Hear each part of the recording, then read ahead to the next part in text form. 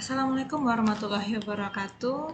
Kami dari kelompok 5 yang terdiri dari Arahmi, saya sendiri Igra, dan Lani Triana Putri.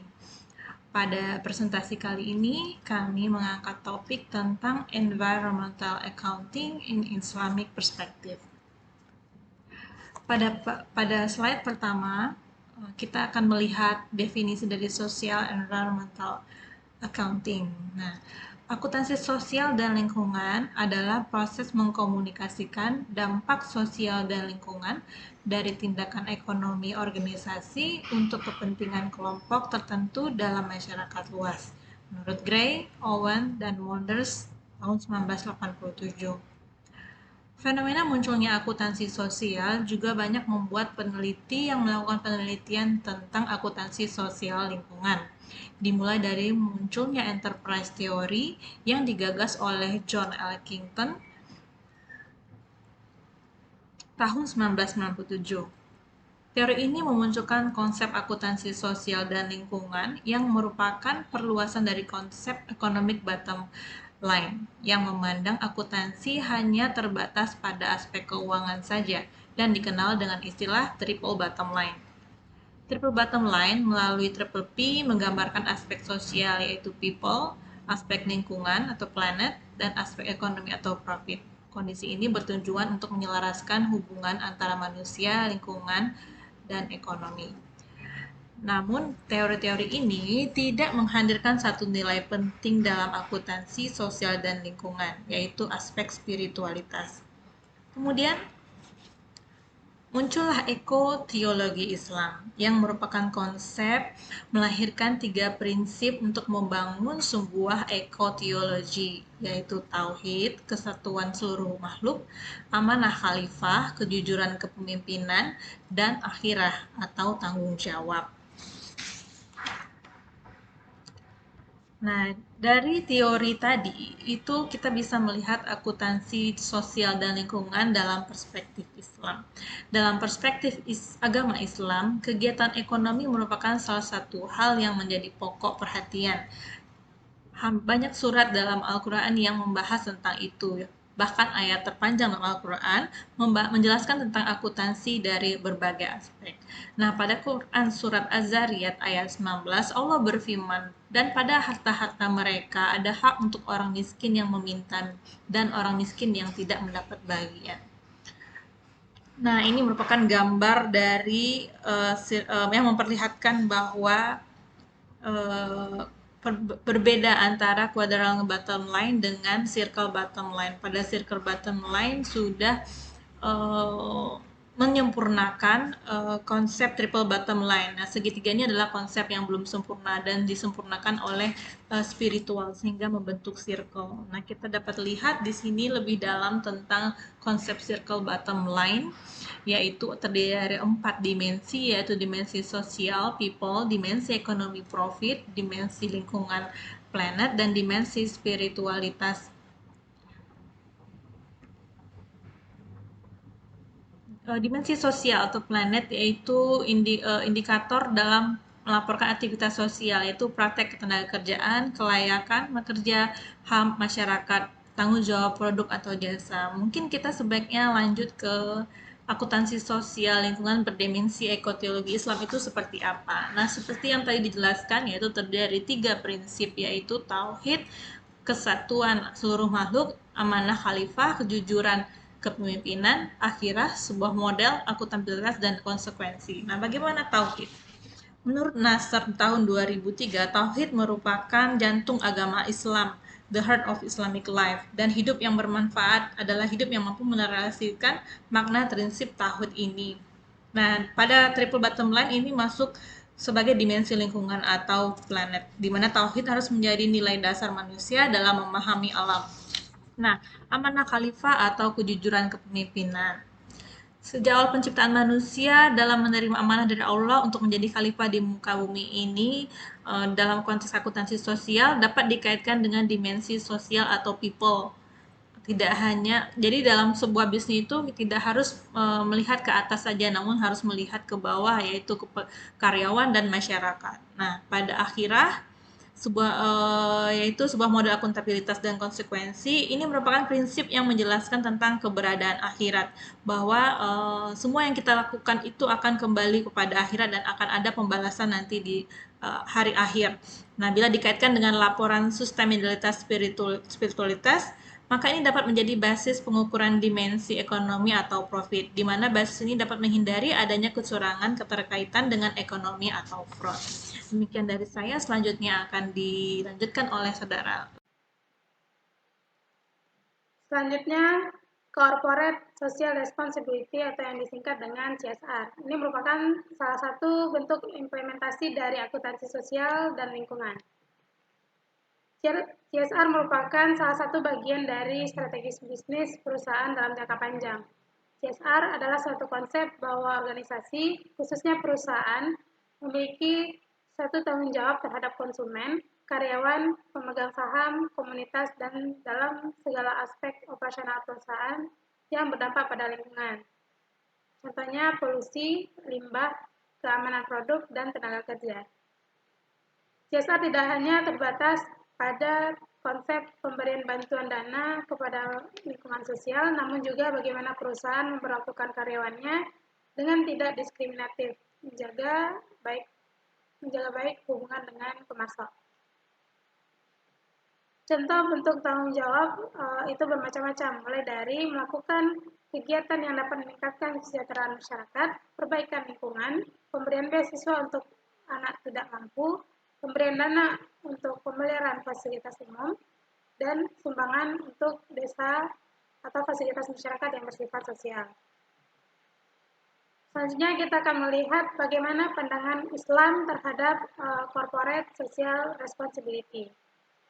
Islam mempunyai prinsip pertanggungjawaban yang seimbang dalam segala bentuk dan ruang lingkupnya, antara jiwa dan raga, antara individu dan keluarga, antara individu dan sosial, dan antara satu masyarakat dengan masyarakat yang lain.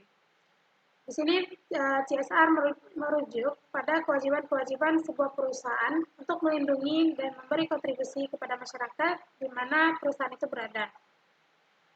Sebuah perusahaan mengemban tanggung jawab sosial dalam 3 domain berikut. 1.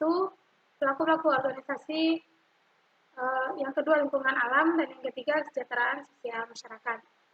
Pelaku-pelaku organisasi ada 3 hubungan. Yang pertama, hubungan perusahaan dengan pekerja, meliputi keputusan perekrutan, promosi, dan lain-lain bagi pekerja, upah yang adil, penghargaan terhadap keyakinan pekerja, hak pribadi, dan hak pribadi. Itu di sini Islam mendorong kita untuk memperlakukan setiap pekerja itu secara adil. Yang kedua, hubungan pekerja dengan perusahaan. Berbagai persoalan mewarnai hubungan antara pekerja dengan perusahaan, terutama berkaitan dengan persoalan kejujuran, kerahasiaan, dan konflik kepentingan. Yang ketiga, hubungan perusahaan dan pelaku usaha lain. Yang pertama, terhadap distributor. Yang kedua, pembeli dan konsumen. Dan yang ketiga, terhadap pesaing. Pada hubungan perusahaan dengan pembeli dan konsumen, itu Islam melarang praktek-praktek yang berhubungan dengan konsumen atau pembeli. Di antaranya, penggunaan alat ukur atau timbangan yang tidak tepat. Yang kedua, penimbunan dan manipulasi harga. Yang ketiga, penjualan barang palsu atau rusak. Selanjutnya, membeli barang curian dan larangan mengambil bunga atau riba. Selanjutnya, terhadap lingkungan alam. Di sini Islam menekankan peran manusia atas lingkungan alam dengan membuatnya bertanggung jawab terhadap lingkungan sekelilingnya sebagai khalifah Allah SWT. Dalam peranannya sebagai khalifah, seorang pengusaha muslim diharapkan memelihara lingkungan alamnya. Yang ketiga, kesejahteraan sosial masyarakat. Selain harus bertanggung jawab kepada berbagai pihak yang berkepentingan dalam usahanya dan lingkungan alam di sekelilingnya, kaum muslim dan organisasi tempat mereka bekerja juga diharapkan memberikan perhatian kepada kesejahteraan umum masyarakat di mana mereka tinggal. Sebagai bagian masyarakat, Pengusaha muslim harus turut memperhatikan kesejahteraan anggotanya yang miskin dan lemah. Bisnis muslim harus memberi perhatian kepada usaha-usaha amal dan mendukung berbagai tindakan kedermawanan. Menurut Muhammad Jafar, implementasi CSR dalam Islam secara rinci harus memenuhi beberapa unsur yang menjadi ruh sehingga dapat membedakan CSR dalam perspektif Islam dengan CSR dengan universal. Yang pertama itu al-adl, yang artinya adil. Bahwasanya Islam mengharapkan adanya keseimbangan alam dan keseimbangan sosial itu tetap terjaga bersamaan dengan operasional usaha bisnis. Dalam Quran surat Hud ayat 85, Allah SWT berfirman yang artinya, dan Syuaib berkata, hai kaumku, cukupkanlah takaran dan timbangan yang adil. Dan janganlah kamu merugikan manusia terhadap hak-hak mereka, dan janganlah kamu membuat kejahatan di muka bumi dengan membuat kerusakan. Di sini Islam juga melarang segala bentuk penipuan, gharar, najisi, ihtikar yang akan merugikan pihak lain. Yang kedua, al-ihsan. Ihsan di sini artinya melakukan perbuatan baik tanpa adanya kewajiban tertentu untuk melakukan hal-hal tersebut. Implementasi CSR dengan semangat ihsan maksudnya akan dimiliki ketika individu melakukan kontribusi dengan semangat ibadah dan berbuat karena atas ridha Allah SWT. Bisnis yang dilandasi dengan unsur ihsan ini dimaksudkan sebagai proses niat, sikap, dan perilaku yang baik, transaksi yang baik, serta berupaya memberikan keuntungan lebih kepada stakeholder. Yang ketiga, manfaat. Konsep ihsan yang telah dijelaskan seharusnya memenuhi unsur manfaat bagi kesejahteraan masyarakat, baik internal maupun eksternal perusahaan. Pada dasarnya, perbankan telah memberikan manfaat terkait operasional yang bergerak dalam bidang jasa, yaitu jasa penyimpanan, pembiayaan, dan produk atau fasilitas yang lain yang sangat dibutuhkan oleh masyarakat. Konsep manfaat dalam CSR lebih dari aktivitas ekonomi. Bank syariah sudah seharusnya memberikan manfaat yang lebih luas dan tidak statis. Misalnya, terkait bentuk filantropi dalam berbagai aspek sosial seperti pendidikan, kesehatan, pemberdayaan kaum marginal, dan pelestarian lingkungan. Dan yang keempat, amanah. Perusahaan yang menerapkan CSR harus memahami dan menjaga amanah dari masyarakat yang secara otomatis terbebani di pundaknya. Misalnya menciptakan produk yang berkualitas, serta menghindari perbuatan yang tidak terpuji dalam setiap aktivitas bisnisnya. Amanah dalam perbankan dapat dilakukan dengan pelaporan dan transparan yang jujur kepada yang berhak, serta amanah dalam pembayaran pajak, pembayaran karyawan, dan lain-lain. Amanah dalam skala makro dapat direalisasikan dengan melaksanakan perbaikan sosial dan menjaga keseimbangan lingkungan. Dalam perspektif Islam, kebijakan perusahaan harus mengemban tanggung jawab CSR dalam 3 bentuk implementasi, yaitu tanggung jawab sosial terhadap para pelaku dalam perusahaan dan stakeholder. Yang kedua, tanggung jawab sosial terhadap lingkungan alam. Dan yang ketiga, tanggung jawab sosial terhadap kesejahteraan sosial secara umum.